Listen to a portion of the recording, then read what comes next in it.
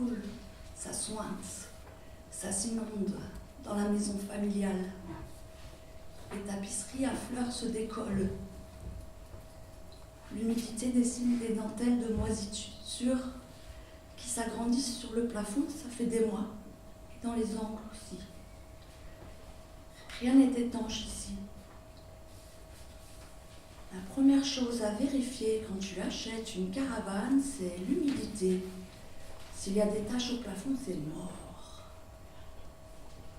Et ici, l'humidité, c'est le défaut. Je suis en chemise de nuit. Je suis une enfant. L'eau s'engouffre comme une cascade furieuse à l'intérieur de la maison.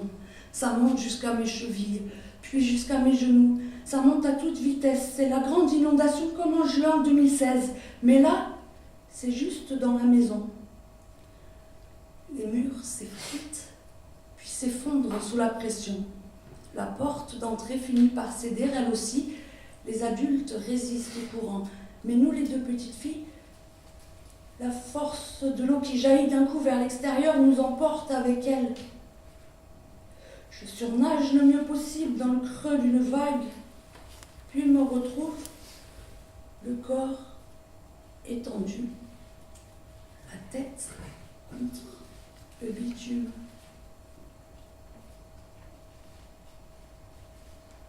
L'autre gamine, elle se débat dans des sables mouvants. Je tends mon bras pour qu'elle l'attrape. Je hurle, j'appelle à l'aide les voisins des embrasures, mais d'un coup, elle est avalée, engloutie à toute blinde par une bouche d'égout.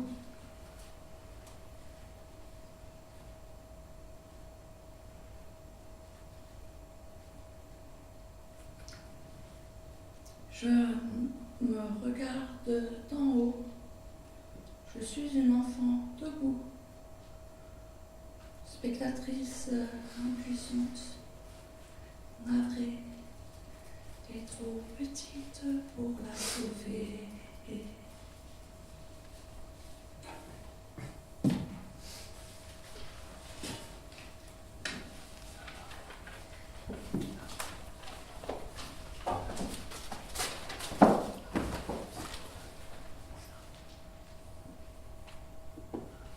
La marée va commencer. Ce grouille ne veut pas rater. Fouille dans sa tactique de maintien de l'impression de jungle, le chambard de la chambre, pour pêcher sa soupape. Enfant, il a mangé sa soupe et son déter, mais pas appris à ranger. Peut au moins se perdre. Non, ne comprend pas, même un peu qu'on rêve d'un grand désert. Très éprouvé au sel d'argent, plus un rond, il n'y a pas photo, à mauvaise mine de plomb, cherche la sienne pour son violon d'ingre. La violence plastique du romantisme. Passe ses congés sans provision dans les magasins, les pics de pollution, l'air bouffon mène pas au large sort, se promène au soleil, bouffe au râtelier national, honnie les razzias dans les rayons.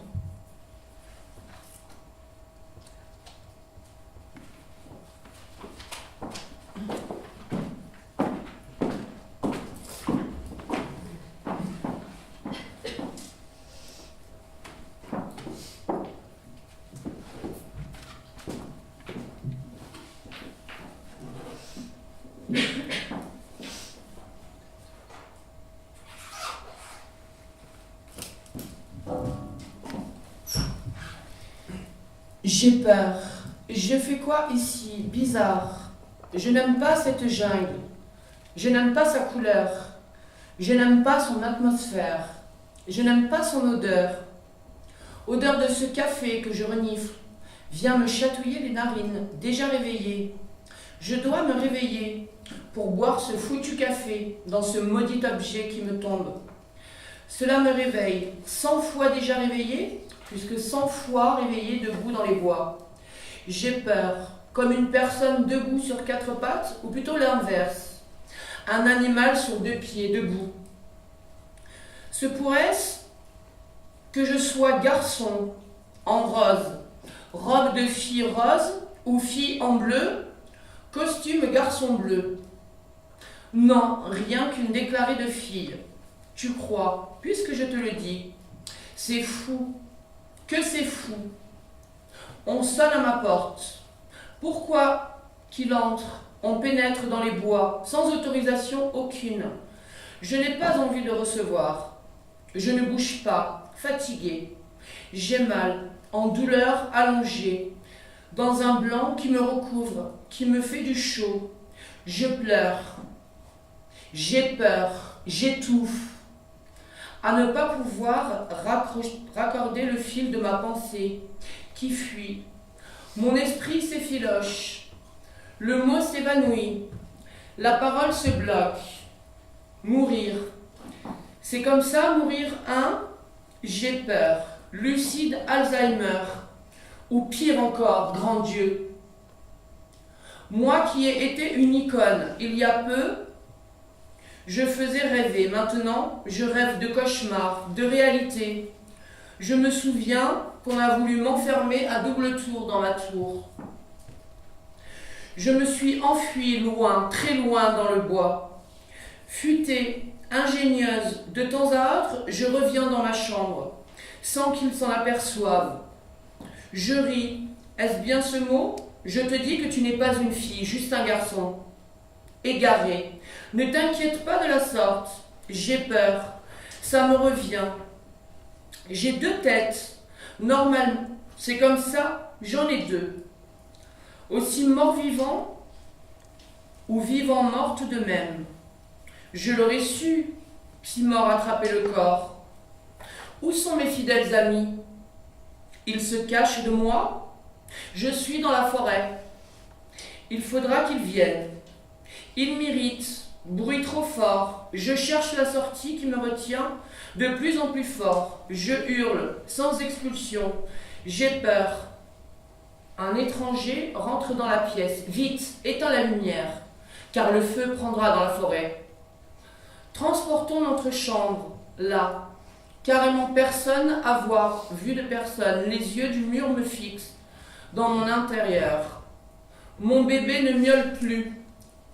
Il grogne, tandis que son chat, sa chatte, veut me dévorer avec cruauté.